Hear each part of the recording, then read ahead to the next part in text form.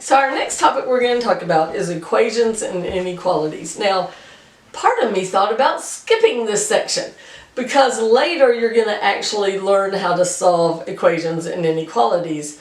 Not really yet. They sort of give you the idea and then later you'll really learn how to do it. But I decided no, it won't take very long to talk about and we can learn just a little bit about it. But one thing they're going to ask you to do, I'm going to ask you not to. That'll make more sense in a second. So, in math, an equation is something that what we're going to be looking at is something like this. 3x plus 1 equals 7. And we're going to learn how to figure out what the x is, and that'll be fun.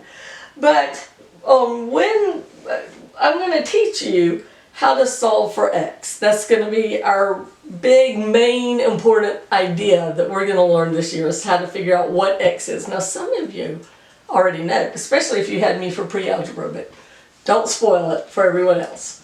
We'll get to it. But how they always do this whenever you learn algebra is before they teach you how to solve for x, instead they want you to answer a yes-no question. Is something the answer? Let me show you what I mean. Let's find one of these. Okay, so we have this equation. It's probably the one I just erased. Yes, it is. 3x plus 1 equals 7. And then they're asking us, is x equal to 2? So, if you have this question, they'll say, is x equal to 2 a solution to this equation? Those are the words they will use. And what you do is you substitute in the 2 for the x and sing the song. So we do 3 times 2 plus 1, and then you say, is that 7? So I always feel like this is a very suspenseful moment in algebra because we don't know yet, but we're going to find out if that equals 7. So now 3 times 2 is 6 plus 1. Does that equal 7? Oh, the suspense. Yes, 6 plus 1 is 7. 7 equals 7. So the answer to this problem is yes, x equals 2. So that's how they want you to do these problems. Later on, we're going to learn a different way to solve for x, but they sort of want you to do it in baby steps. And so what we're going to do now is this. You put your little question mark over the equals and then you say yes, because 7 equals 7. Now, let's try. What about, is x equal to 3? Let's try that one and see. Okay, so we substitute in 3. 3 times 3 is 9. 9 plus 1 is 10. Then you say no. You put the no sign through it. 10 does not equal 7. I'd much rather have $10 than $7. So the answer is no. So they always do this first. I think you'll probably even do that when you get to college and they get to algebra. How they always introduce equations is doing the little, is x equal to something? And then you figure out yes or no. All right. The next thing is inequalities. Okay, so we started in a different video talking about the symbols of algebra, and we talked about the symbols that we're going to use for multiplication, division, adding and subtracting. Well, the other one is equals, and I just showed you not equals. Well, there's another one which is more. Now, I grew up with it being an alligator. Becca teaches it as baby bird, but now I like Pac-Man. I like video games, having fun playing some video games right now, and so I'm going with Pac-Man.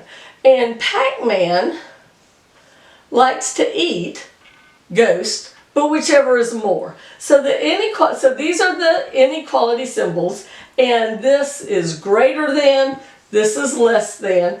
You can also have greater than or equal to, or less than or equal to. And you probably have seen these in your previous math life. If not, that's okay, you'll learn now. So this is how inequalities work. Isn't that a good Pac-Man? I drew a very cute Pac-Man. All right, whoop, whoop, whoop. More fun with sound effects. Okay, I threw my glasses down. I'm gonna get them. I'm gonna do the problem they have here. Okay, so we have, okay, and they're kind of weird the way they're doing this. 2, but we'll do it. 2x minus 1 is less than 8. And we want to know if x equals 4 makes it a true statement. So we're going to substitute and fill it in. 2 times 4 minus 1, is that less than 8?